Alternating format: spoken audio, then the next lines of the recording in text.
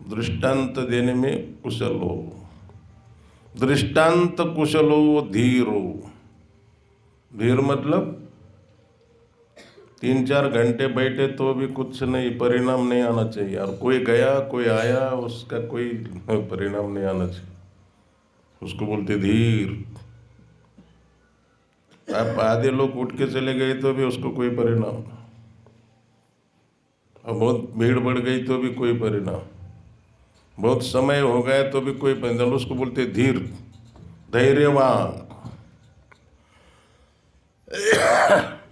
दृष्टांत कुशलो धीरो वक्ता कार्य निष्प्रह। निष्प्रह पहले विरक्त कहा गया, विरक्त वैष्णव, और अभी यहाँ निष्प्रह कहा है। ये विरक्त, निष्प्रह और विरक्त एक ही शब्द है, मतलब एक जैसा है। ये क्या अर्थ है? निष्प्रह मतलब किसी की कुछ किसी वस्तु की कोई स्प्रहा नहीं। कथा करने से मेरे को क्या लाभ होने वाला है, कुछ नहीं। निष्प्रह, स्प्रहा नहीं, और विरक्त मतलब हर चीजों से विरक्त, किसी चीज की कोई आशा नहीं।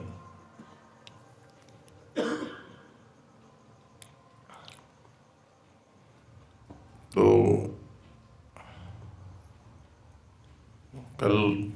कल की कथा रामदास बरबान महाराज ने बताने का बड़ा प्रयास किया। सती का जन्म हिमालय में, हिमालय के घर में हुआ। उसका नाम पार्वती गिरजा हो गई। शिव जी आए, नारद जी आए, भविष्य बताया उसका ऐसा ऐसा पति मिलेगा, अमंगल वेश होगा, जटाजुट जटाधारी होगा।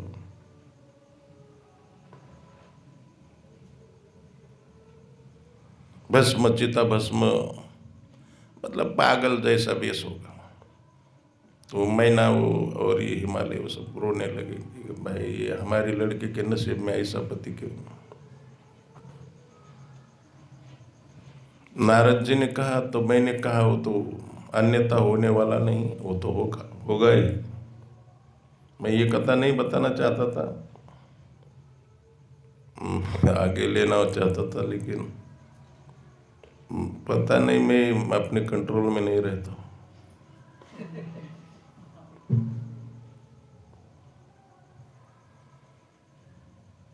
शिव नारद जी ने कहा रोना ढोना मत करो। यही लक्षण शिव जी में भी घटते हैं, और शिव जी को कोई अमंगल नहीं कह सकता। इसीलिए अगर ये तपस्या करेंगी सती, ये पार्वती, तो शिव जी उनको मिल सकते हैं, क्योंकि शिव जी को कोई अमंगल कोई नहीं कहता। समर्थ को नहीं दोष गुसा, रवि पावक सुर सरी के नाई, समर्थ को नहीं दोष गुसा। सामर्थ्यशाली जो होते हैं ना, उनको कोई दोष नहीं होता। 3 उदाहरण दिए। रवि पावक, रवि मतलब सूर्य। सूर्य तो हर रस को सोच लेता है। हाँ, मुतारी, जितने भी गंदे नाले, कुछ लोग कहते हैं कि कहा जा रहे सौंदर्य तो गंदे नाले में भी होता है। ठीक से सुनना, कुछ लोग कहते हैं कि सौंदर्य तो गंदे नाले में भी होता है, लेकिन दृष्टि सुअर की चाहिए। सुअर को तो गंदा नाला ही अच्छा लगता। समर्थ को नहीं दोष गोसाई। रवि सूर्य तो हर वस्तु का रस सोच लेता है, और नाले का हो कैसे भी हो, वो अशुद्ध नहीं होता, अपने किरणों के द्वारा खींच लेता है। रवि पावक, आग जो है ना, आग तो हर चीज को जला देती। देखिए हम किसी के मौत में जाते हैं तो स्नान करना पड़ता है, क्योंकि हम अशुद्ध हो जाते हैं।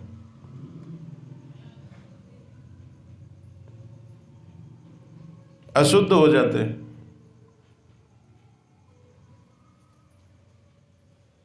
लेकिन आग जब उस डेड बॉडी को पूरा जला लेती, खा लेती, फिर भी उसको कुछ नहीं, कोई अशुद्ध नहीं कहता। अग्निदेव अशुद्ध हो गए ऐसा नहीं, कोई नहीं कहता। रवि पावक सुरसरी, सुरसरी मतलब देव नदी गंगा।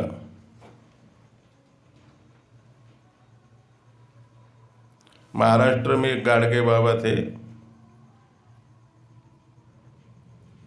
गाड़गे बाबा अपने हिसाब से गाते थे, कुछ भी अपना जोड़ के गाते थे। तो उन्होंने गाया है, गटार गंगेला मिळाल,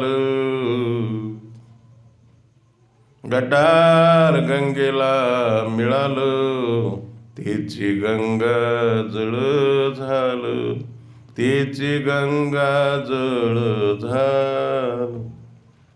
गटार मैंने नाले का पानी यदि गंगा में चला जाएगा तो गंगा को कोई अशुद्ध नहीं कहता। वह नाला भी गंगा के साथ तीर्थ बन जाता। समर्थ को नहीं दोष गोसाई।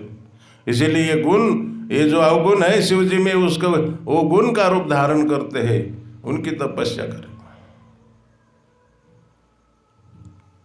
तो पार्वती ने ये बात मान ली और तब किया। सप्त ऋषि ने समझाया, वो शिव जी के चक्कर में मत पड़ो,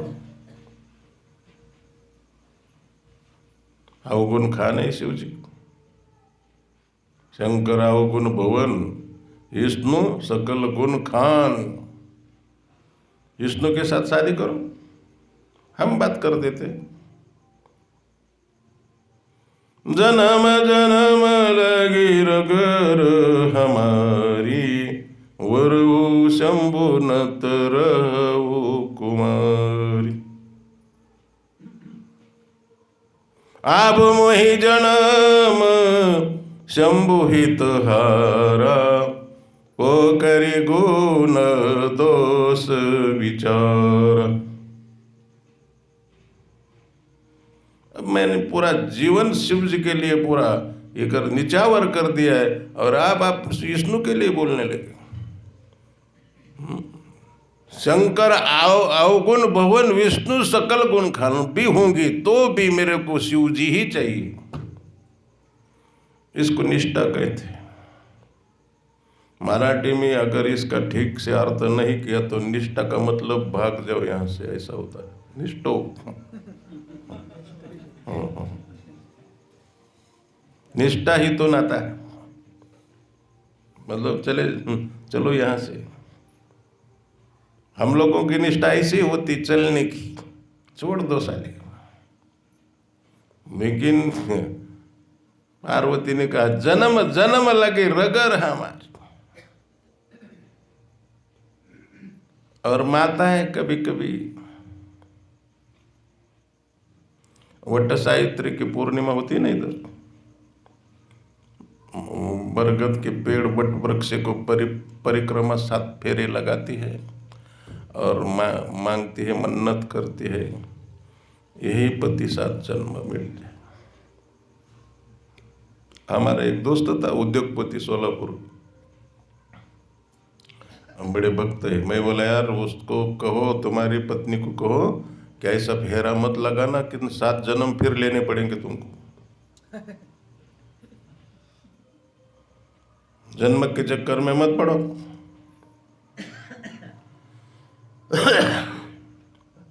एक माता को पूछा क्या वास्तव में तुमने मांगा है क्या? हाँ बोले मैंने मांग लिया। क्या? वही पति मेरे को 7 जन्म चाहिए। कसमें बात निभाएंगे हम, साथ रहेंगे इसके हाथ में है क्या? साथ रहेंगे जन्म जन्म, इसके बाप के हाथ में है क्या? कुछ भी बोलते रहते।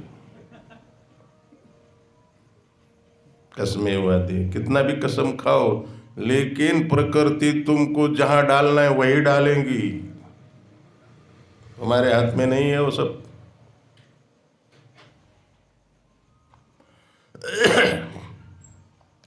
तो उसको कहा कि आप उनको 7 जन्म तक उनके साथ शादी करने के लिए क्यों कह रहे? बोले 7 जन्म तक इसीलिए कह रहे कि मैं सिखाते सिखाते उनको आधा जन्म बीत गया, और बाद में अभी तो ये रेडी कर दिया है मैंने, इसको तैयार कर दिया, अच्छा चेला बना दिया है, और दूसरे जन्म में अगर दूसरा मिले तो फिर उसको कहाँ तक सिखाऊं, इसीलिए यही ठीक। समझ गए? इसको क्या सिखाना है, वो सिखाते सिखाते ही मेरा जन्म बीत जाएगा। सुना है माताएं बहुत सिखाती है अपने पति को, मेरे को तो कोई सिखाया नहीं अभी तक, पुरुष ही सिखा नहीं पाया, माता मेरे पास कोई आ ही नहीं सकती, कोई नहीं मिल सकता मेरे को। तो कहने का मतलब है 7 जन्म का ये जो विचार है पता नहीं कैसे, लेकिन पार्वती का विचार पक्का था, और वो ठीक भी था, क्योंकि वो भगवान के साथ शादी कर रही है। साधारण जीव के साथ 7 जन्म शादी करना बकवास है, समय बर्बादी। इतना ही उपाय करो कि इसी जन्म में मुक्त हो जाए, भगवत धाम में जाए। ये सब संसार इतना दुख रूप है कि जलने वाला है, चारों तरफ से आग लग गई जैसे। तो उन्होंने कहा कि जन्म जन्म लगे अगर हमारी वरो शंभु न तरह हो कुमार, लेकिन अब शिव जी की शादी के चक्कर में मैं नहीं पड़ूंगा, शादी तो हो चुकी है वट वृक्ष के नीचे, दोनों बैठे शादी होने के बाद। और वही प्रश्न दे, याद रखना, आपको याद होगा तो ये सब याद रखना पड़ता है। जो भारद्वाज मुनि ने 3 संवाद रखे हैं गोस्वामी जी ने, एक तो काक भ्रुशुंडी और गरुड़ का संवाद है, उनकी कथा उत्तरकांड में रखी है। गए उज्जैन सुन उर्गारी, दीन मलिन दरिद्र दुख। ये उत्तरकांड की चौपाई। उर्गारी कह रहे गरुड़ जी को उर्गारी कह रहे कौन? काक भ्रुशुंडी। बोले मैं तो जन्म मेरा इधर हुआ था पुरी में, लेकिन अकाल वहाँ पड़ी थी, अकाल पड़ा था,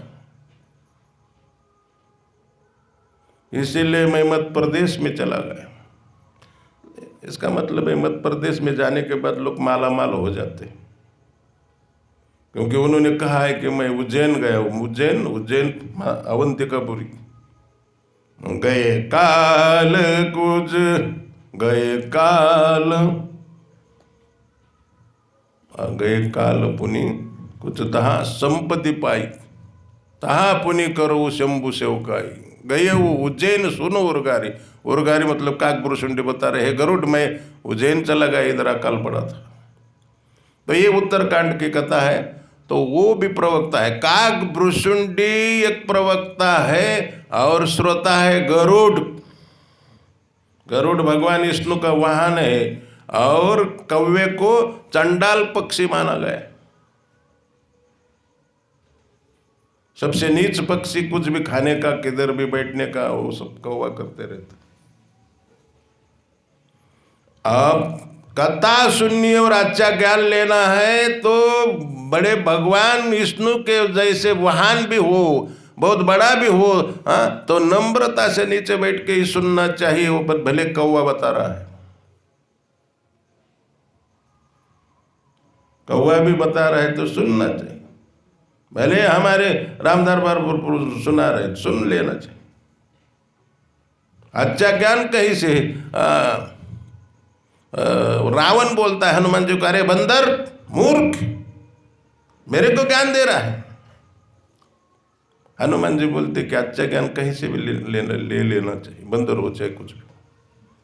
सोना अगर नाले में भी गिर जाता है, गंदे नाले में भी, तो उठा ले सकते। तो वो दोनों प्रवक्ता है, दो श्रोता प्रवक्ता। और ये गरुड़ जी को भी संशय हो गया था भगवान के बारे में। जो साथ में रहते ना उनको भी संदेह हो जाता है। हम तो बहुत दूर रहते, तो हमको तो संदेह होगा ही। बिल्कुल जो भगवान के पास में रहते उनको संदेह होता है।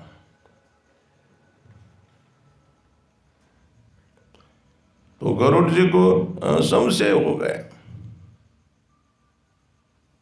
वो सबके साथ पास में गए, बाद में शिव जी के पास गए। तो उन्होंने कहा कि मिले हो गरुड़ मार्ग महामोही, को न भांति समझाओ तो ही। अब तो मुझे रास्ते में मिल गए हैं, कैसे समझाओ मैं। वो बैठ के सत्संग किया जाता है। मिले हो गरुड़ मार्ग महामोही, को न भांति सम तबही हो ही सब संशय भंगा। जब बहुकाल सत्संग करना पड़ता है, 1-2 दिन का काम नहीं हो। और उसमें और एक बात कही, पार्वती को शिव जी ने कहा, पार्वती मैंने इसीलिए उसको ज्ञान नहीं दिया क्योंकि वो उनके भाषा में वो समझ सकता था। खग के भाषा में खग समझ जाता है, इसीलिए मैंने राम दरबार को मौका दिया कि मध्य प्रदेशी भाषा में वो मध्य प्रदेशी लोगों को समझा।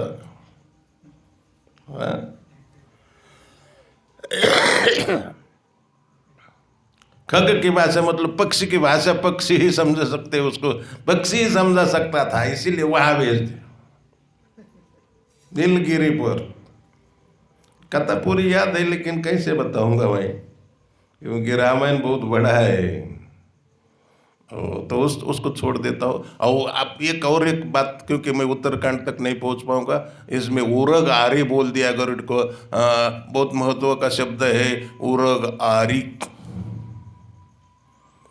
गरुड़ जी को कह दिया कि गरुड़ जी ने कहा मेरे को उरग आरी क्यों बोलने लगे।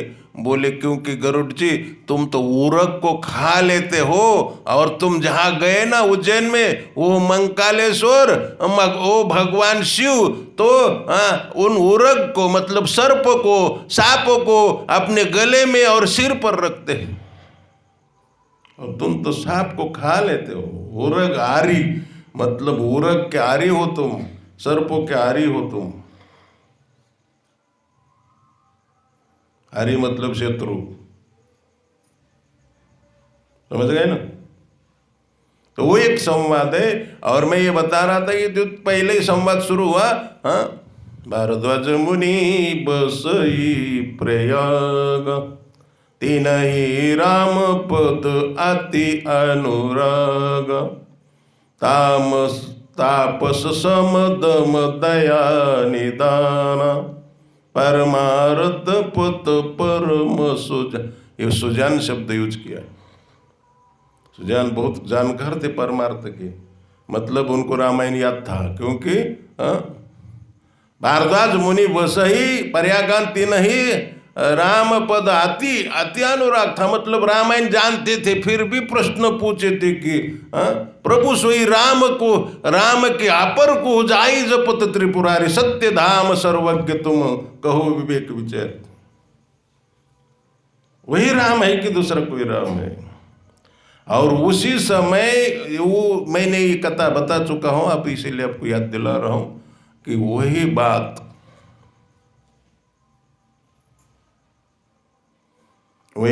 अभी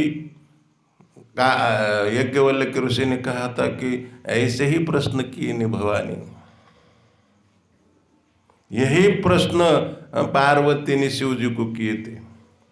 और वो पूरा संवाद मूल संस्कृत भाषा अध्यात्म रामायण में व्यास देव जी ने लिखा है। शिव पार्वती का संवाद, पार्वती प्रश्न पूछती है और शिव जी रामायण बताते हैं। जो अनुवाद गोस्वामी ने किया है वो ज़्यादा करके आध्यात्मिक रामायण का किया है। मेरे पास है अध्यात्म रामायण भी है, मेरे पास वाल्मीकि भी है। बाकी के रामायण का तो किया है, लेकिन ज़्यादा पूरा 90% अनुवाद आप अगर अध्यात्म रामायण पढ़ेंगे तो रामचरितमानस में उसी के पूरे कॉपी।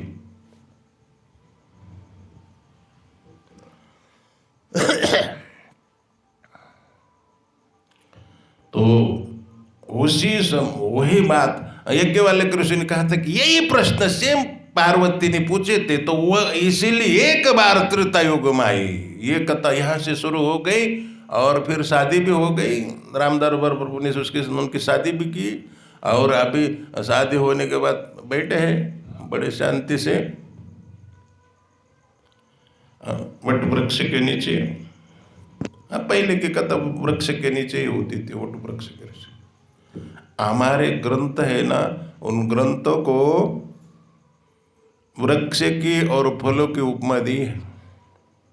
ठीक से सुनना, भागवत को फल की उपमा दी है। निगम कल्पतरुर गलितम फलम।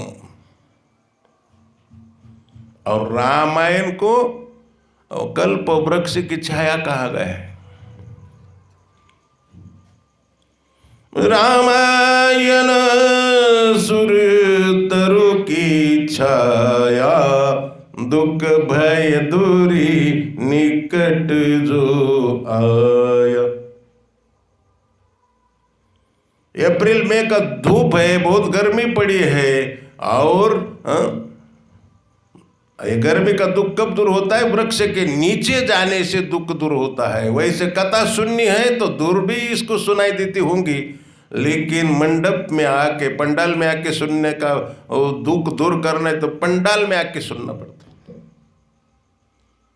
रामायण सुर तरु, तरु मतलब वृक्ष, सुर तरु मतलब कल्प वृक्ष, देवताओं का वृक्ष। रामायण सुर तरु की छाया, छाया छाओ, दुख भय दूरी। और वो छाया के नीचे जो आएगा, रामायण की छाया के नीचे जो पंडाल में आके जो सुनेगा, दुख भय दूरी निकट जो आया। हम तो खराब कामों में आगे बढ़ जाते हैं, तमाशा नौटंकी सुनने में आगे हो जाते हैं और कथा सुनने में दूर दूर बैठते हैं। इधर भी सुनाई दे रहा है, उधर क्या जाना है। तमाशा सुनने के आगे क्यों बढ़ जाते, उसमें क्यों नहीं दूर बैठते? चलो हम दूर बैठ के सुनेंगे, उसमें उधर क्या जाना है।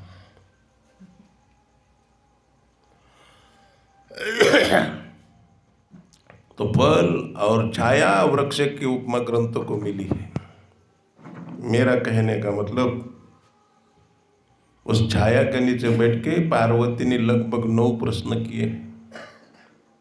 इसीलिए रामायण की कथा 9 दिन होती है और भागवत की कथा 7 दिन होती है। किससे? परीक्षित महाराज 7 दिन में ही उनकी मृत्यु होने वाली थी, तक्षक सर्प दंश होके। इसीलिए उनको 7 दिन और ये कथा। दूसरा एक कारण है, पाड़वा से लेकर 9वीं तिथि जो है 9 दिन के बाद होती है। नया साल होता है ना भारतीय, गुड़ी पाड़वा, तो 9 दिन की कथा होती है। और ये अष्टमी की जो कथा होती है वो 7 दिन में ही होती है, क्योंकि 8वें दिन अष्टमी होती है, ये 9वें दिन नवमी होती है। ये 2 कारण भी हो सकते हैं, जो भी हो। इतना डिटेल में जाएंगे तो अब तो रामायण तो कई साल लग जाएंगे। तो मेरा कहने का मतलब यह है कि पार्वती ने जब प्रश्न पूछे तो हर्ष सुधा समगुरा, करी प्रणाम रामहि त्रिपुरारी, हर्ष सुधा समगिरा उच्चारी। हर्ष सुधा, सुधा मतलब अमृत के समान गिरा, अपना प्रवचन चालू किया, भगवान राम को प्रणाम करके कथा शुरू की। वाल्मीकि रामायण में शुरुआत की कथा में आया है कि जो नगरी थी अवधपुरी रघुकुल मणिराव, वेद विदित देई दशरथ नाव, धर्म धुरंधर गुण निधि गान। लेकिन रामचरितमानस में दूसरे ढंग की कथा है। अवतार का कारण पार्वती ने पूछा भगवान शंकर को, तो उन्होंने लगभग 5-6 कारण बताए। बोले कश्यप आदित्य महातप की न 3 कौमय पूर्व वर दीना। कश्यप और आदित्य ने बहुत तप किया था, उनको मैं वर दिया था कि मैं आपका पुत्र हो जाऊंगा। मनुष्य रूपा ने तप किया था, उनको भी वर दिया था। जालिंदर नाम का, अभी मैं लिस्ट गिना रहा हूं, जालंधर नाम का वृंदा का पति था, जो बाद में तुलसी बनी। आप लोग समझ जाइए, मैं शॉर्ट में बता रहा हूं। इधर इकडं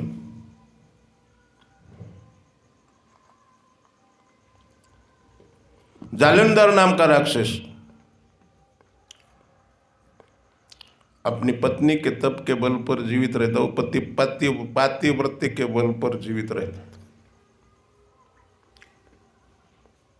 पतिव्रता शायद इतिहास में जमा हो चुका है अभी ये शब्द, सती पतिव्रता। आपको सुनना है उदाहरण तो मैं सुना देता हूं।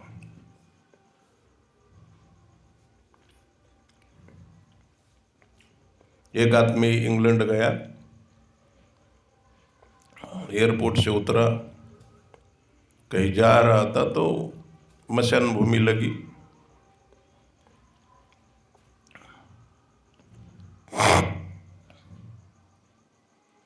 मशान भूमि में देखा कि एक युवती स्त्री वहाँ जो थड़गा था, क्या बोलते रहे उसको, वो थड़गा बांधते हैं ना, समाधि जैसे बांधते हैं ना, क्या बोलते हैं इधर? हाँ, मठ।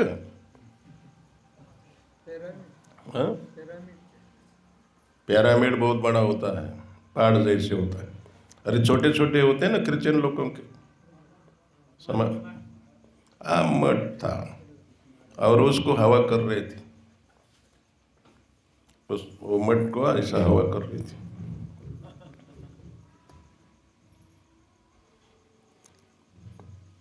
तो इसको बहुत ये हो गया, उसको लगा कि यार हम लोग पाश्चात्य लोगों के ऐसे ही निंदा करते रहते, लेकिन यहाँ के लोग तो कितनी ये नारी कितनी पतिव्रता है।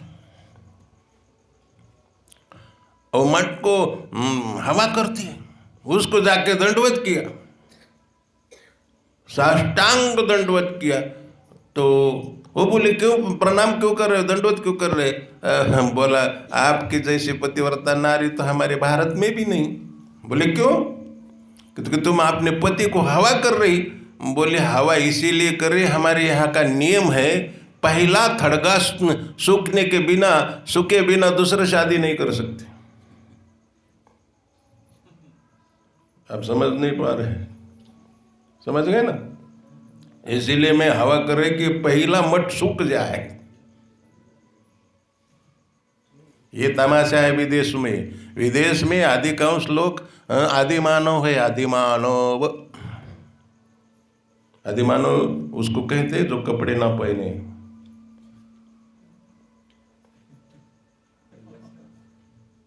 आदिमानव उसको कहते हैं जो कपड़े नहीं पहनते, उन दिन कपड़े नहीं होते थे। पहले तो हम तो आदिमानव केवल सुने, अभी तो हम तो देख रहे हैं। और मैं तो बड़े बड़े शहरों में ही ज़्यादा रहा, गोवा, इधर मुंबई, हमारे मंदिर है मुंबई जू में भी है, उधर ही प्रचार ज़्यादा मेरा था। ऐसे आदिमानव देखे कि कपड़ा कभी पहनते ही नहीं। विदेशों में कपड़ा बहुत नहीं के बराबर होता है। पुरुष तो भले पहन ले, लेकिन स्त्रियां तो कभी नहीं पहनती। और हम उनको अच्छा मानते हैं। ओ पाश्चात्य लोग बहुत ज्ञानी, अरे क्या ज्ञानी है यार। मैं तो बता रहा हूँ, हाथ भी नहीं धोते, खाने के लिए हाथ भी नहीं धोते, किसी चीज को पानी यूज नहीं करते, टिश्यू पेपर यूज करते, आप समझ जाओ। इसलिए उनको मलिच से कहा गया है।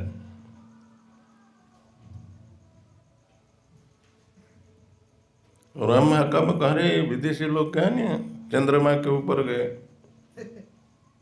किसी को पता है चंद्रमा के ऊपर गए? कौन बता सकता है? मैं बता रहा हूं, नहीं गए थे। एक किताब लिखा है, they never going to moon.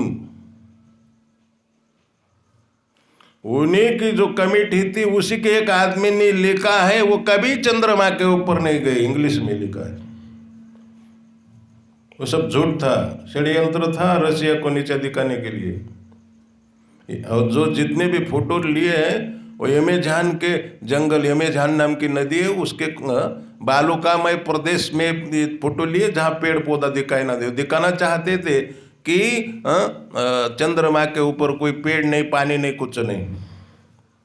Military थी चारों तरफ से, और लाइट में फोटो लिए गए। देखिए छाव कैसे गिरती, इधर से सूरज आएगा तो छाव किधर गिरती? तो इधर छाव गिरती, उधर सूरज आएगा इधर गिरती, एक ही तरफ।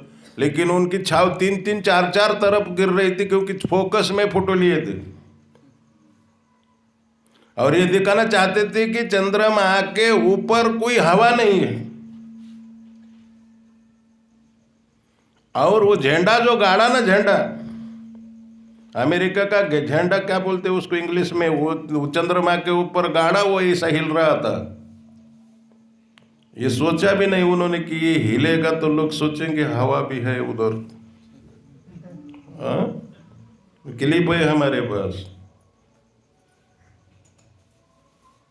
चीटिंग है सब, चंद्रमा के ऊपर गए, ये हो गया। बहुत ज्ञानी लोग है, कुछ नहीं, सब चीटिंग, झूठ बोलने वाले एक नंबर के।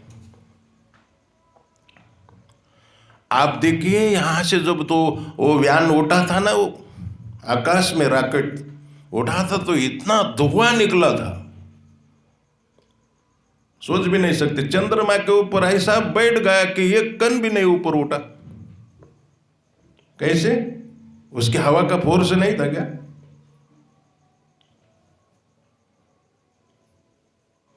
और ऐसा वातावरण, ऊपर का इधर उधर का कुछ नहीं दिखा, पैर के पासों का ही दिखाया है, साइड का कुछ नहीं दिखाया।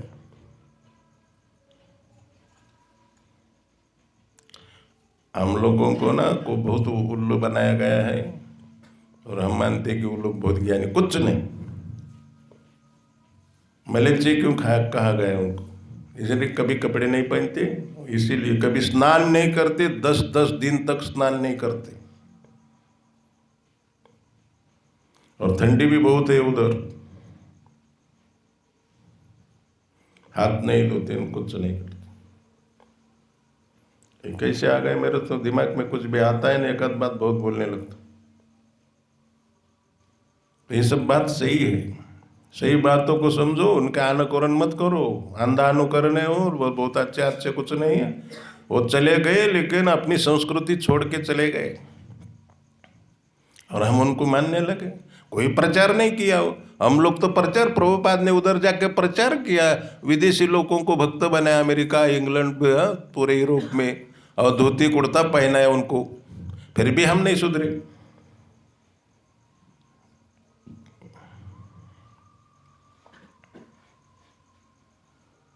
उन्होंने तो कोई प्रचार नहीं किया। देखिए हमारे लोग भी विदेश में बहुत है, पंजाब, गुजरात है, वहाँ के लोग है ना बहुत ज़्यादा है, अफ्रीका में है, यूरोप में है, अमेरिका में, रशिया, सभी जगह है, और बहुत रिच भी है, उन लोगों से बहुत ज़्यादा रिच। प्रॉब्लम इतना ही है कि वो अपनी संस्कृति ले नहीं गए, वहाँ की सीख लिया, हमारी भाषा उधर नहीं ले गए, उनकी भाषा सीख ली। लंदन का पंतप्रधान भारतीय है अभी, ऋषि क्या, ऋषि सुनो, लेकिन शायद उसको एक भी हिंदी शब्द नहीं आता है। हमारी आदत ऐसी है, उनका सीख लेते हैं, हमारा कुछ नहीं, हमारा कचरा समझते हैं, हम अपनी संस्कृति को कचरा समझ लेते हैं।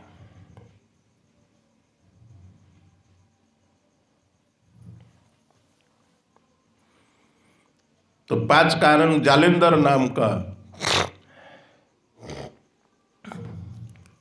वृंदा का पति उसका सतीत्व भंग करके भगवान विष्णु ने वृंदा का ये जालिंदर को मारा, वो रावण बन गया था बाद में।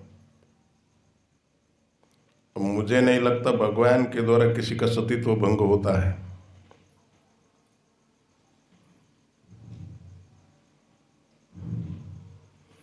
क्योंकि भगवान के तो सब उन्हीं के हैं, उन्हीं के अपने हैं, किसी का सतीत्व क्या भंग होगा।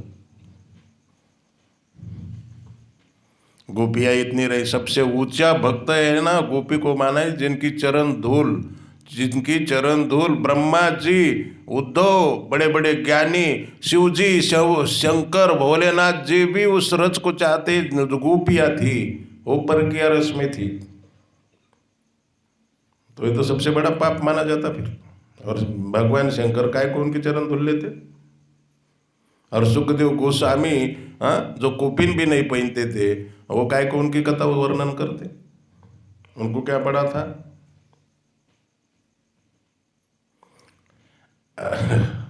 मेरी बातें आप कितना समझ पाएंगे मैं समझ नहीं सकता, लेकिन जो भी हो, जालिंदर भी एक बार एक त्रेतायुग में जालिंदर रावण बन गया था। एक त्रेतायुग में प्रताप भानु नाम का राजा ऋषि मुनि के शाप के कारण असुर बन गया था, रावण बन गया था।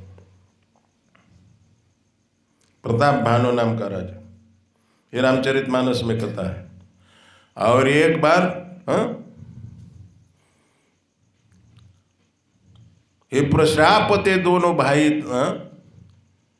द्वारपाल हरि के प्रिय दो, जय और विजय जान सबको। जय विजय के कारण, जय विजय भी हिरण्याक्ष, हिरण्यकशिपु, रावण, कुंभकर्ण 3 जन्म तक उनको शाप दिया था, बने थे। तो ये 5 कारण है, और उसमें भी और एक कारण है, और उसको सुनकर पार्वती चकित हो गई। गिरिजा चकित भई सुनिवानी ना। एक बार शिव जी ने कहा कि देखो, भगवान के अवतार तो नाना अवतार है, नाना भांति राम अवतार, रामायण से तो कोट्या पारा, लेकिन 4-5 मेन कारण तुमको बता देता हूं। एक बार क्या हुआ, नारद शाप दीन, एक बार नारद जी ने अपने इष्ट देव भगवान को ही शाप दे दिया। अब ये बात पार्वती को सहन नहीं हुई, वो चकित हो गई। सहन क्यों नहीं हुई? क्योंकि उनको तपस्या करने के लिए सब मंत्र वगैरह जो दिए थे, वो पार्वती के गुरु थे। वो कौन? नारद जी। तो वह अपने गुरु की बाजू ले रही। गिरिजा चकित भई सुनिवानी, नारद विष्णु भगत पुनि ज्ञानी। कारण कवन शाप मुनि दीना, का अपराध रमापति कीना। का अपराध रमापति, ये बोलने का भाव इसमें प्रकट होता है कि अपराध किया होगा तो रमापति ने किया होगा, कि नारद जी कर ही नहीं सकते, तो उनके भक्त है, विष्णु भगत है। गिरिजा चकित भई सुनिवानी, नारद विष्णु भक्त। और ये बात बताई कि पुनि ज्ञानी, और ज्ञानी है, अज्ञानी नहीं है कि किसी को भी बकने लगे, गाली देने लगे, कुछ भी करने, शाप देने, भगवान को भी गाली देने लगे। उनके भक्त है और वो ज्ञानी भी है, उन्होंने क्यों शाप दिया? वो दे ही नहीं सकते, कहने का भाव मतलब। शिव जी ने कहा, देखो पार्वती, कोई ज्ञानी और मूढ़ कोई नहीं होता इस दुनिया में। भगवान जिसको जैसा करना चाहते हैं वैसा हो जाता है। भगवान जिसको जैसा करना चाहता है वैसा हो जाता है। जिसको ज्ञानी बनाना चाहते हैं वो ज्ञानी बन जाता है, जो जिसको मूर्ख बनाना चाहते हैं उसको मूर्ख बन जाता है।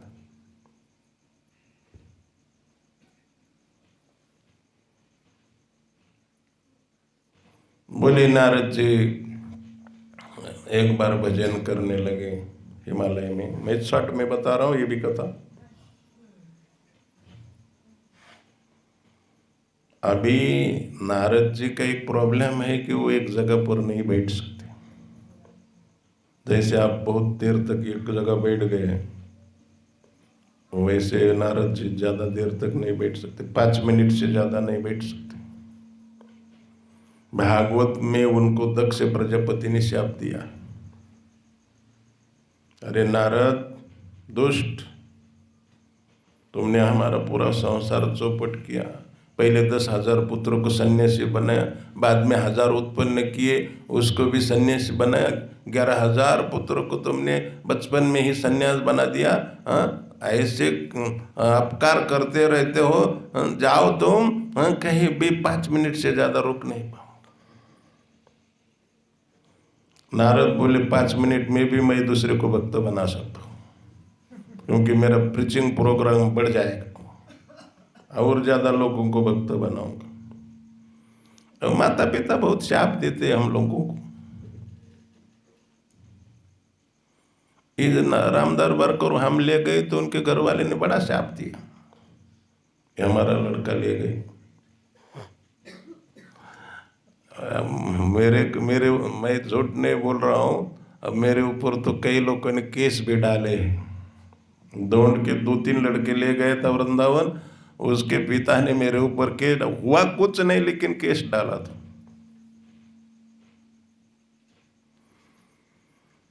तो लोग अच्छा नहीं मानते, भक्ति में जाना भक्ति करना अच्छा नहीं मानते। भले वो दारू पी के घर में आके पिटाई करेगा तो वो अच्छा लगेगा, लेकिन घर छोड़कर कोई लड़का जाना चाहता है ना, उसको मना कर देंगे, बकवास।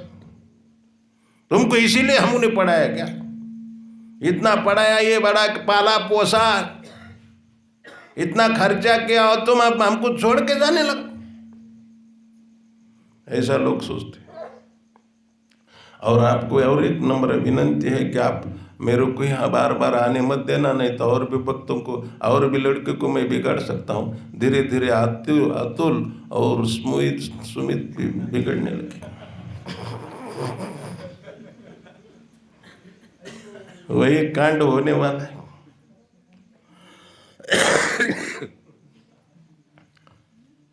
तो नारद जी को यह शाप मिला था। तो नारद जी तो एक जगह बैठ ही नहीं सकते थे, लेकिन कभी कभी बैठ जाते। जैसे भागवत महात्म्य में पद्म पुराण में कहा गया कि 7 दिन नारद जी ने कथा सुनी। 4 कुमार कथा कह रहे थे, नारद जी सुन 7 दिन बैठ, तो उनको कथा में शाप की गति नहीं बांधती थी। भजन करते समय उनको शाप का प्रभाव नहीं पड़ता था, इसीलिए हिमालय के गुफा में जाके बैठ गए और बड़ा बड़ा भजन करने लगे। हरे कृष्ण कृष्ण कृष्ण हरे हरे, हरे राम राम राम हरे हरे।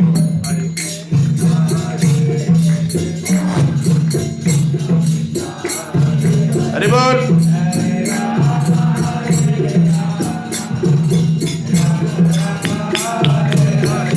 हरे कृष्ण कृष्ण कृष्ण हरे हरे, हरे राम राम राम हरे हरे।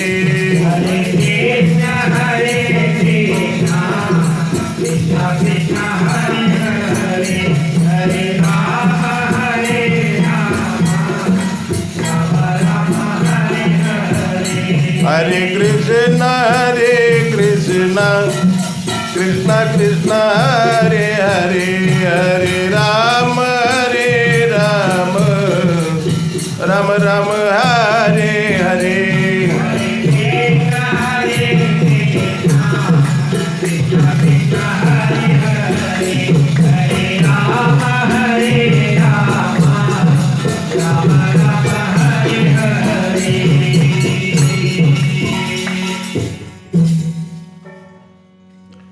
भजन करने लगे तो इंद्र को बड़ा चिंता हुई। इंद्र को, ये देवी देवता है ना, ये भी हमको तंग करते रहते। मैं बोला ना, भजन करने वाले को कोई छोड़ता ही नहीं। इंद्र बड़े तंग आ गए। अब नारद मुनि क्यों भजन करने लगा, क्यों तपस्या आरंभ की है, तो अप्सरा को भेज दिया, काम की सेना कामदेव को भेज दिया।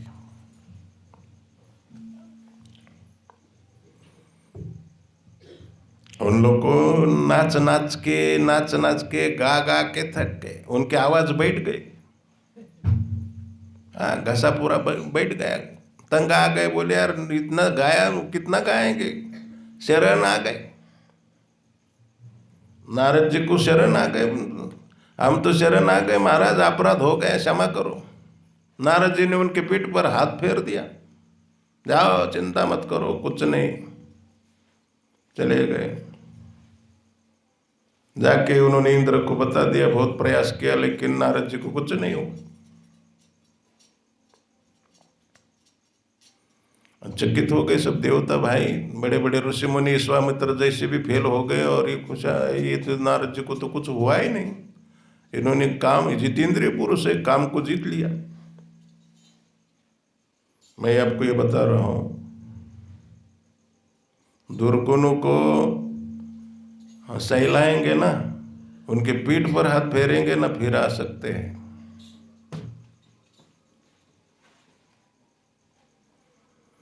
मेरे को तुम इतना प्यार करोगे ना, बहुत प्रेम करोगे कि फिर मैं अगले साल फिर आ सकता हूँ। लेकिन बोले कि यार कुछ नहीं आता, उसको बकवास है, क्या लाना है। मेरे मुंह पर ही बोले कि अगली बार मत आना, नहीं तो तुमको छोड़ेंगे नहीं, हम फिर आएंगे, कभी नहीं। दुर्गुणों को शिक्षा करना ठीक। उन्होंने तो उसके पीठ पर कामदेव को उनको सराया को, चिंता मत करो, चले जाओ। इंद्र के सभा में नारद जी का सत्कार हो गया। क्या ऐसा कांड किसी ने नहीं किया? आपका गिनीज बुक में नाम आया, काम को जीता है। काम को जीतना भी बकवास है। क्या काम को जीतना है, क्यों जीतना है? आपका जो शरीर है ना, ये सब काम का है। ये हर चीज है ना, यहाँ के काम में ही पूरा उत्पत्ति है। पूरा काम में हम लथपथ है, मर जाए क्या। जब ऋषि मुनि जीत नहीं सकते तो साधारण बद्ध जीव जीतने के चक्कर में क्यों पड़ता है? ये सब बच्चे बकवास में मत पड़ो। केवल तुम भगवान में मन लगाने के जगह काम करो, जीतने के चक्कर में पड़ो ही मत, उनका विषय मत निकालो। केवल नाम में मत मन लगाने के चक्कर में हो जाओ। नाम में मन लगाए तो ये लोग अपने आप ठंडे हो जाएंगे। हम लोग नाम में मन नहीं लगाते, भगवान की लीला में मन नहीं लगाते। इनको क्या, अरे तुम्हारा पूरा शरीर ही काम से बना है। आपका ये सब पूरा आकृति काम रूप है, उसको क्या जीतेंगे आप? शास्त्र में कहा इंद्र को चंद्र नहीं जीत पाए, इंद्र नहीं जीत, देवता नहीं जीत पाए, ब्रह्मा जी नहीं जीत पाए। और ये कह दिया कि ये लोग नहीं जीत पाए, ऋषि मुनि नहीं जीत पाए, ईश्वर फेल गया, वो पराशर फेल गए, सब फेल गए। तो क्या बद्ध जो जीत पाएगा? जो काम का पूरा रूप है, वो काम का विषय छोड़ दो, राम का विषय पकड़ो।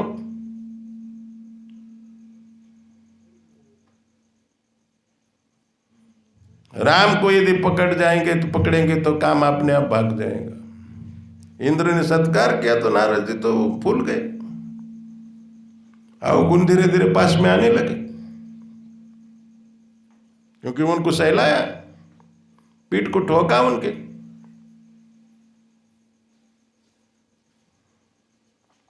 अब ब्रह्मा जी के यहाँ भी गए। ब्रह्मा जी को भी पता लगा कि काम को जीता है हमारे पुत्र नारद जी। ब्रह्मा जी के पुत्र है, मानस पुत्र। उन्होंने भी बहुत सम्मान दिया। सीधा शिव जी के पास चले गए।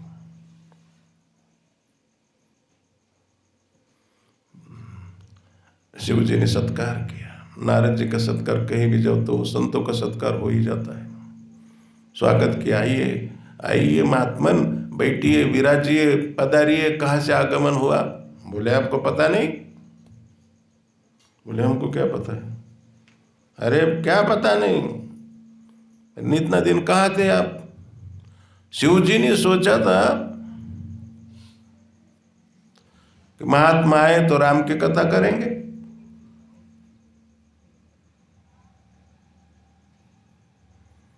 कहाँ थे इतना दिन, कहाँ पर थे आप? तो एक जगह पर रुकते नहीं, कहाँ? अरे बोले हिमालय के गुफा में बैठ गए, ऐसा मन लगा कामदेव को हरा दिया मैंने।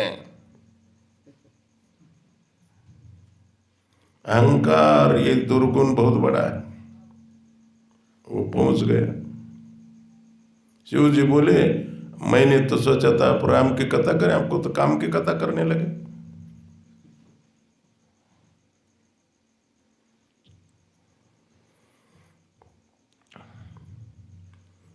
अब किसी को मत बताना। शिव जी बोले अब कथा मत, ये जो आप मेरे को बता रहे हो और किसी को बताना। तो नारद जी ने ऐसा अर्थ लगाया, शिव जी ने काम को जीता है और उनको लगता है कि मेरे से वो आगे निकल चुका है नारद, तो मेरी चर्चा ना हो, मेरा प्रचार ना हो, ये चाहते हैं शिव। लेकिन मैं शिव जी से आगे निकल गया। क्यों? कि शिव जी ने तो काम को जला दिया था। और वो जलाने का मतलब क्रोध है। क्रोध में शिव जी ने काम को जला दिया था। मैंने तो क्रोध को भी जीता, काम को भी जीता। मैं शिव जी से बढ़कर हूं।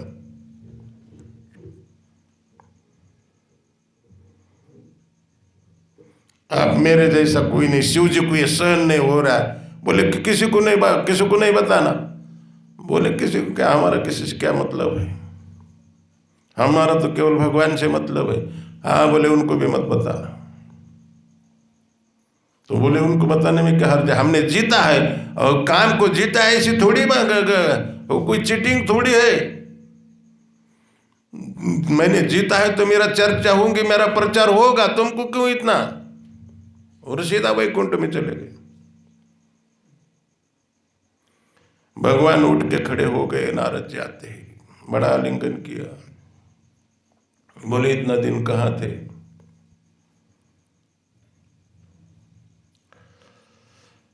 नारद जी ने ये सोचा कि बहुत ही सत्कार मेरा हो रहा है चारों तरफ। भगवान उठ के खड़े हो गए। आज बड़े लोग बहुत सत्कार करने लगे तो समझ जाना हम डाउन हो रहे। धीरे धीरे हमारी पुण्यतिथि नजदीक आने लगी।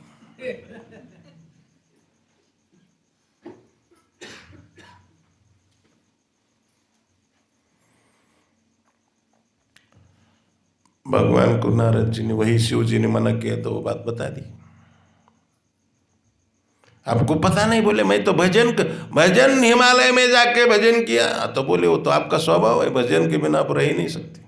अब कुछ लोगों का स्वभाव होता है वो भजन के बिना रह नहीं सकते, और हम भजन में रह नहीं सकते, भजन कर ही नहीं सकते।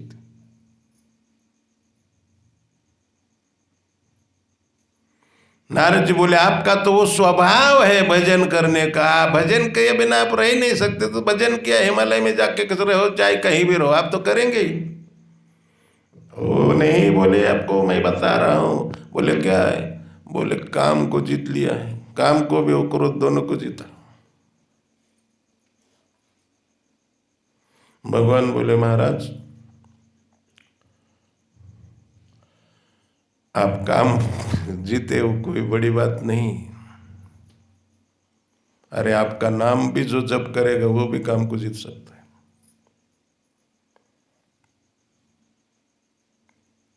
ये बहुत सत्य बताया। ये तो लीला है। नारद जी को ऐसा वैसा मत समझो। भगवान ने ये सत्य घटना बताई। तुकाराम महाराज खुद कहते, तुका म्हणे पापे जाती संताची आज बे, हे पापे जाती संताची आज बे।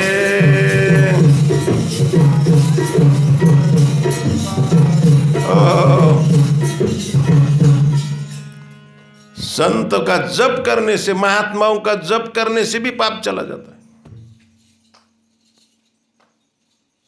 नारद जी का भी जप करने से पाप जा सकता है, कोई बड़ी बात नहीं है। वो बात सही बोले, लेकिन भगवान को बात मन में आई कि ये जो अहंकार हो गया है मेरे भक्तों को ठीक नहीं, बहुत बड़ी बीमारी, ये सबसे बड़ी बीमारी। तुकाराम महाराज ने एक जगह पर कहा है कि तिळमात्र जरी हुए अभिमान मीरू तो समान भार देवा। तिल मात्र, एक तिल के बराबर भी किसी को अभिमान अहंकार हो जाता है तो भगवान को पहाड़ के बराबर लगता है,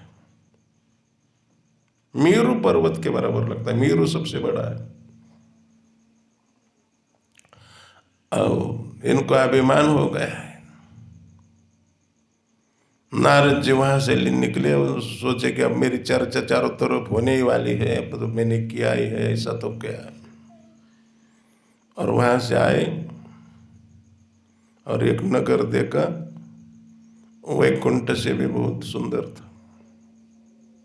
माया है ना, हमेशा वैकुंठ से अच्छे लगती है। हाँ, ये जग है ना, ये वैकुंठ से हमको अच्छा लगने लगता है।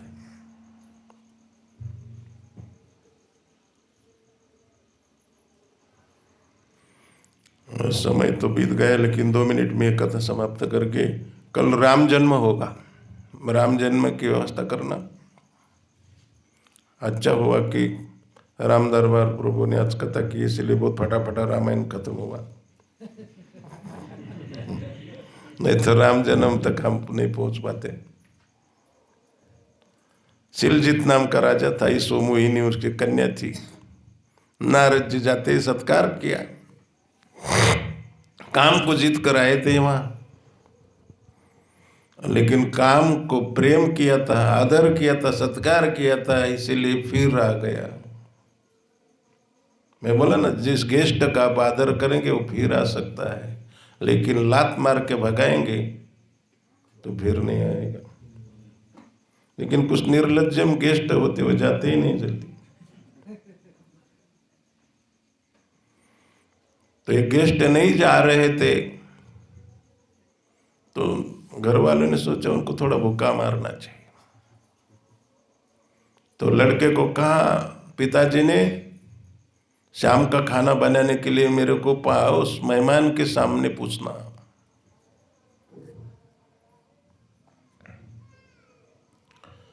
लड़का आया, बोले पिताजी शाम को क्या बनाना है? बोले शाम को फिर? क्या मैं राक्षस हूं? अभी तो खाया।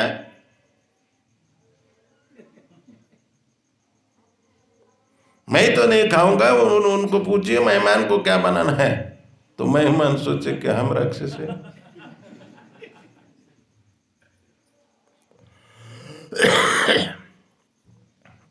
तो इसे वो चले गए बेचारे। लेकिन कभी कभी कुछ लोग जाते नहीं जल्दी। तो एक मेहमान नहीं जा रहे थे, तो पति पत्नी ने ऐसा विचार रखा कि देखो भूखा मर जाएगा ना चला जाएगा, हम आपस में झगड़ा करेंगे, मारपीट का नाटक करेंगे।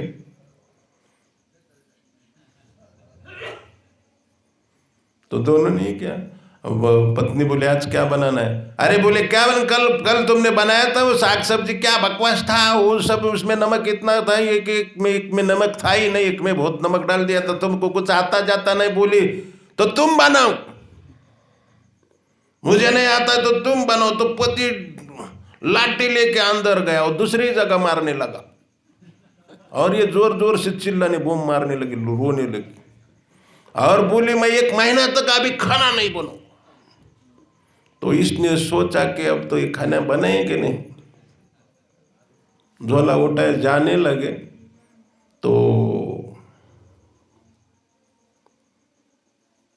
झोला उठा बोलना मत, जाने लगी। वो जाने लगा तो उसको बोला क्यों रोती हो? मैं तो ड्रामा किया मारने का। बोली, उसने भी कहा मैं कहाँ सही रो रही, मैंने ड्रामा किया जाने का, मैं सही थोड़ी रो रही। और वो वापस आ गया, बोला मैं सही थोड़ी गया हूँ।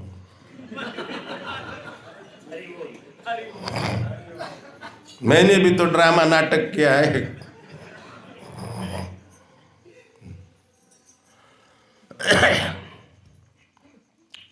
तो नारद जी ने जिन लोगों को जीता था और उनको बहुत प्रशंसा की थी कि जाओ कोई चिंता की बात नहीं, और प्रशंसा करने से दुर्गुण फिर आते हैं, उनको तो जलाना ही अच्छा। तो ज्ञानेश्वर जी ने तो और एक बात लिखी है, उन्होंने कहा है कि काम जाड़ोनी कोळसा केला। ज्ञानेश्वर में लिखा है काम जलाया लेकिन उसकी राख नहीं बनाई, कोयला बना दिया। और कोयला रहेगा ना तो पूरे दुनिया का मुंह काला कर सकता है। अगर उसको राख करना ठीक था, अभी कोयला ही बचा है इसलिए हमारा मुंह काला कर देता है। काम जालो नहीं कोळसा, शिव जी ने काम को जलाया, कोयला बना दिया, उसको राख नहीं की।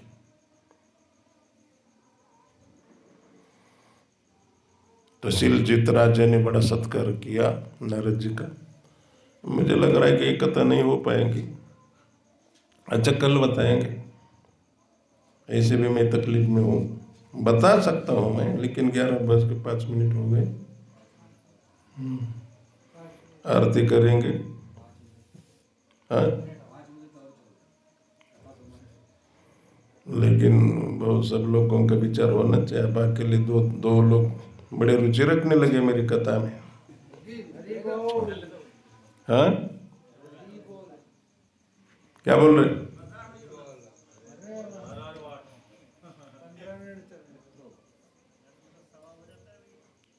लड़के को बोला ये मोहिनी को,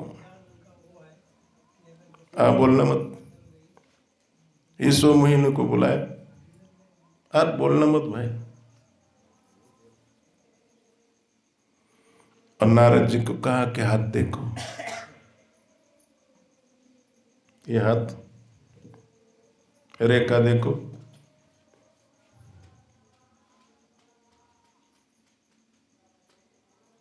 नारद जी हाथ देखना छोड़ दिया, चेहरा ही देखते रह गए। शिलजीत राजा बोले आप चेहरा क्यों देख रहे हैं, हाथ देखिए। नहीं बोले मैं तो फेस सिंगर, फेस रीडर, मैं फेस रीडिंग करता हूँ, मैं तो चेहरा देखने वाला हूँ। मैं चेहरा भाल की रेखा कपाल की रेखा मैं देख के बता सकता हूँ, मेरे को हाथ देखने की क्या है। लेकिन देखते, क्योंकि काम प्रकट हो गया, फिर से आ गए, दुर्गुण फिर से आ चुका है। अभी जीत कर आए थे, अभी फिर आ गए।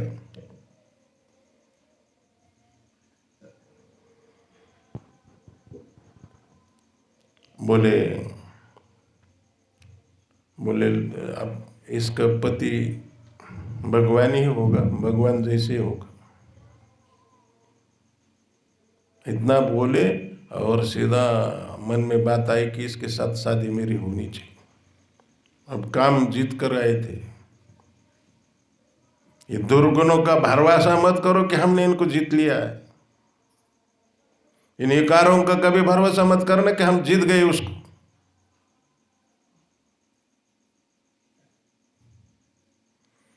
एक महात्मा मृत्यु के समय बताए, उन्होंने कहा यहां से ही लाहौर तक, मतलब पाकिस्तान में लाहौर पड़ता है, तो वो वृंदावन से शायद बता रहे थे, यहां से लाहौर तक, उस समय पाकिस्तान एक ही था, हमारा भारत और पाकिस्तान एक ही था। लाहौर तक अगर सोने का पहाड़ मेरे सामने रखा तो भी मेरे मन में उसके लिए कोई विचार नहीं, अब सोने का कोई विचार नहीं मृत्यु के समय। लेकिन स्त्री के बारे में, आसक्ति के बारे में मैं अभी भी गारंटेड नहीं बता सकता। मृत्यु की शैया पर भी। अभी आपको और एक उदाहरण सुनना है तो और भी सुना सकता हूं। वृंदावन एक महात्मा मधुकरी जाते थे और एक बुढ़ी बोलती थी, क्या बुढ़ी या एक लड़की, वो बकरी चराती थी, और बोलती थी मेरे बकरे की दाढ़ी अच्छी कि महाराज आपकी दाढ़ी अच्छी। यही प्रश्न उसका डेली होता था, और टाल देते थे लड़के को कुछ। बाद में उनका मृत्यु के समय आ गया और वो लड़की वहाँ थी नहीं, बहुत लोग थे। उन्होंने कहा, अब लोगों को भी आश्चर्य हो उसका नाम क्यों ले रहे हो, तो आदिवासी लड़की थी। महात्मा ने कहा उस लड़की को बुलाओ जल्दी, मेरा शरीर छूटने वाला है। लोगों को लगा यार इनकी बुद्धि बिगड़ गई कि क्या। हाँ, इतना जिंदगी भर भजन किया, किसी औरत से बातचीत नहीं की, किसी स्त्री की महिला से बात नहीं की, और अभी इसको लड़की को बुलाने लगे। लेकिन बोले क्या है, मरने वाले, बुलाओ, क्या है। बुलाया और बोले लड़की तुम्हारा जो प्रश्न था अभी मैं उत्तर दे रहा हूं तुम्हारा। तुम्हारे बकरे के दाढ़ी से मेरी दाढ़ी बहुत अच्छी है, क्योंकि अब मृत्यु के समय तक मेरे मन में कोई पाप नहीं आया और यहाँ से आगे आने की कोई संभावना नहीं, इसीलिए मेरी दाढ़ी बहुत निष्कलंक है और तेरे बकरे की दाढ़ी से मेरी दाढ़ी बहुत पवित्र।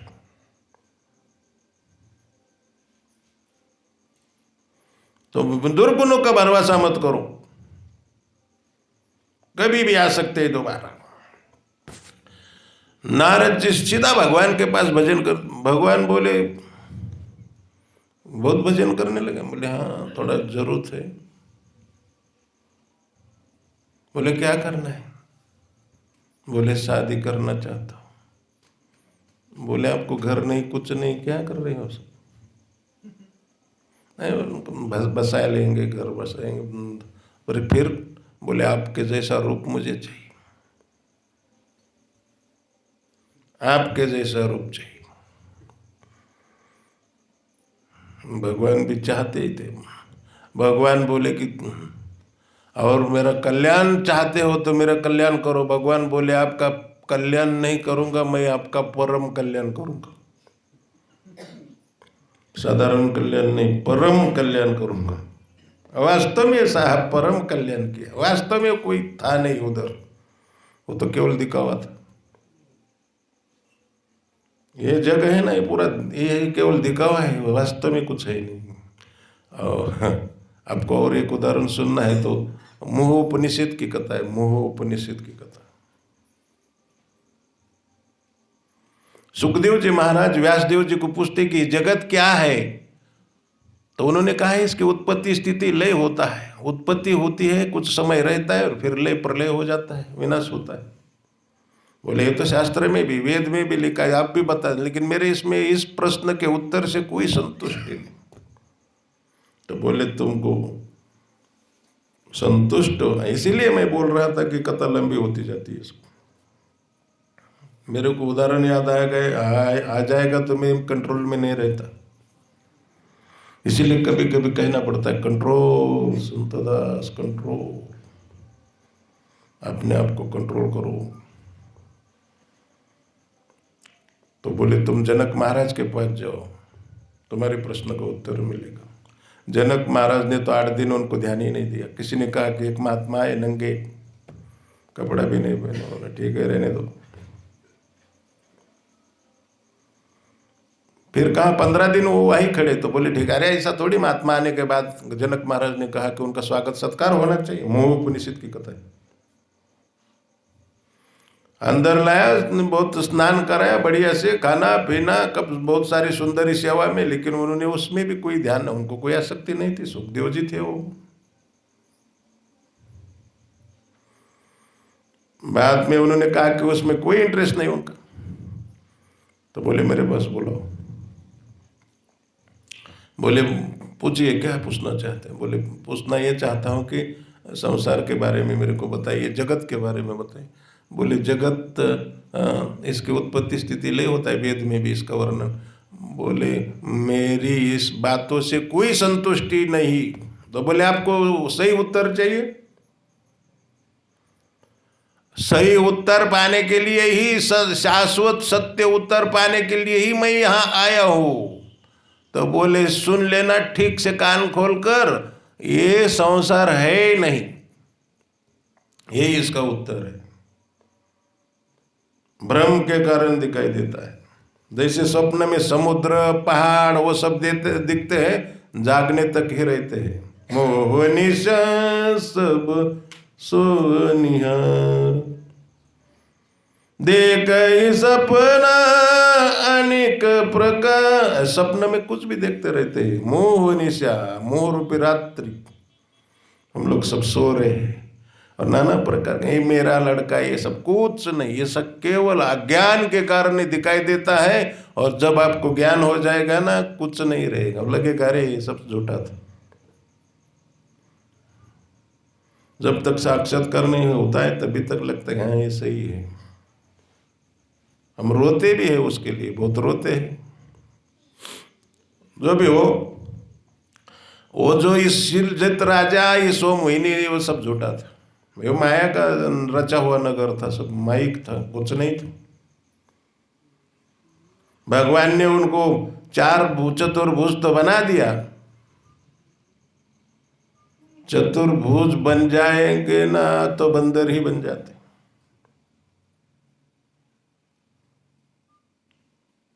हाँ, आदमी की दो ही भुजा होती है ना, दो ही हाथ होते, शादी के बाद चार होते, फिर बंदर ही बनना पड़ता है।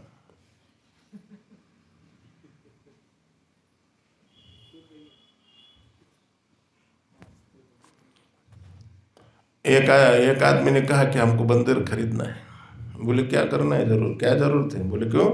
बोले तुम तो है ही, आप जो है क्या खरीदना है, आप खुद ही बंदर। एक भंगार खरीदने वाला आया था, गांव में आते ना भंगार, भंगार जानते? हाँ, वो खरीदने वाला, जो भी स्टील हो, लोहे का जो भी चीज पड़ी होती है इधर उधर, वो खरीद लेते हैं। मराठी में उसको भंगार, भंगार बोलते। खरीदने वाला आया था, तो घर में गया, वो उस पत्नी को, उसके माता को कहा कि भंगार है क्या? वो बोली बाहर चले गए। उसने उतने में ही पति आ गया। क्यों? बोले मेरे को भंगार बोलने लगी। नहीं बोले, आपको नहीं बोली, मैं ये कहना चाहती थी कि भंगार है, बेचने वाले बाहर चले गए, लेन देन करने वाले बाहर गए।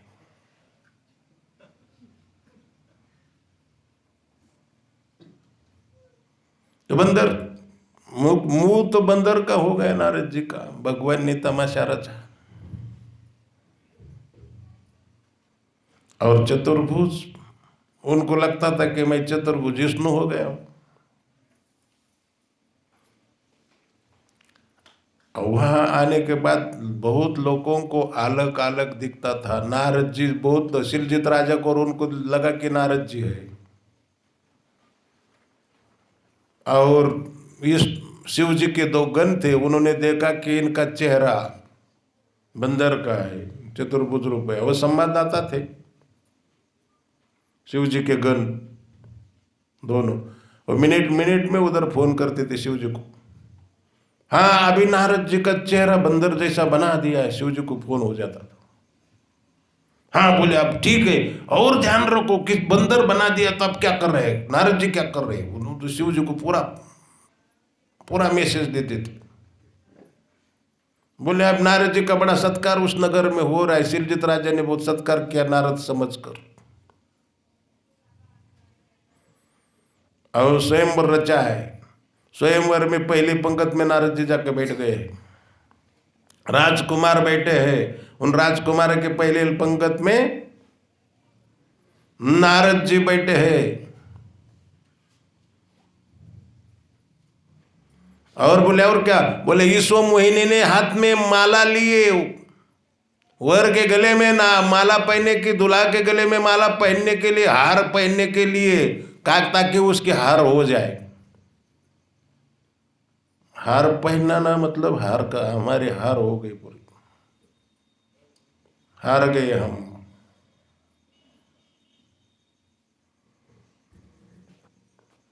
ओ बोले फिर शिव जी ने पूछा और क्या कर रहे?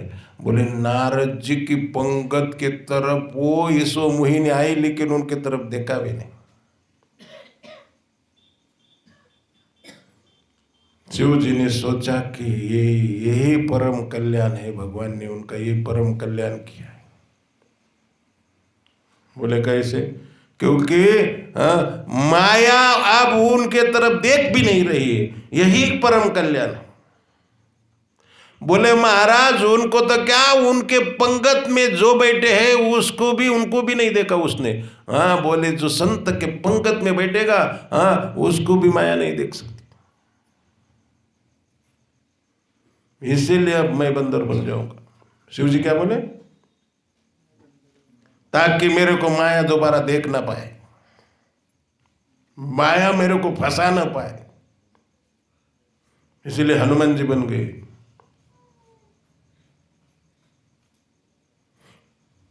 उसी समय भगवान आए, मैं शॉर्ट में बता रहा हूं। भगवान आए और उस लड़की के साथ शादी करके चले गए। नारद जी गाली देने लगे बहुत।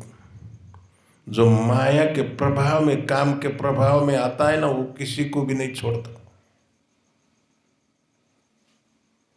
इसलिए गीता में कहा है ध्यायते ईशान पुषान संगास्ति सुपजायते संगात संजयते काम कामत क्रोधो विजायते। विषयों का चिंतन करते करते, ध्यान करते करते, विषयों का चिंतन, जो दुनिया में 5 विषय, उनका चिंतन करते करते उसकी कामना उत्पन्न हो जाती, काम उत्पन्न हो जाता है। ध्यान से विषयानुपुषण संगाते सुपजायते संगात संजायते काम, काम उत्पन्न हो जाता है, इच्छा उत्पन्न हो जाती। और कामात क्रोध, अगर काम की तृप्ति नहीं होती तो क्रोध उत्पन्न हो जाता है। वही क्रोध नारद जी को आ गया, भगवान को बहुत गाली देने लगे। मैं उनको छोड़ने वाला नहीं हूँ, शाप दे दिया। मेरे को जैसा इतना विरह हुआ वैसे तुम्हारे पत्नी का भी तुमको विरह होगा, मतलब सीता का विरह होगा। और मेरा रूप बंदर का बनाया, आपको बंदर ही सहायता करेंगे। लेकिन ये बात पहले तो नारद जी को मालूम नहीं थी, क्योंकि मैं जल्दबाजी में कथा बता रहा हूँ ना, जल्दी में तो बात छूटी जाती। शिव जी के गण ने कहा, शिव जी के दूतों ने कहा महाराज आप तो दर्पण नहीं रखते होंगे, अरसा शीशा नहीं रखते होंगे, हाँ पानी में जाके चेहरा देख लेना। क्योंकि ये बार बार हंस रहे थे, तो उन्होंने अपना चेहरा देख लिया और देखा नारद जी ने बंदर, और ये हंस रहे थे तो क्रोध में बोले कि जाओ साले तुम लोग राक्षस हो जाओ। वही रावण कुंभकर्ण बन गए दोनों। उनको भी ये शिव महापुराण में एक कथा है, मैं खुद बड़ा हूं। तो उसी के कारण एक अवतार हुआ। तो पहले क्या है, नारद शाप दीन एक बार, उसके कारण एक अवतार हुआ था। तो ये शाप इस प्रकार से हुआ। तो अब कल क्या होगा, कल राम जन्म की कथा होंगी। आप लोग राम जन्म का उत्सव मनाइए। हरे कृष्ण। आरती होंगी, सब खड़े हो जाए।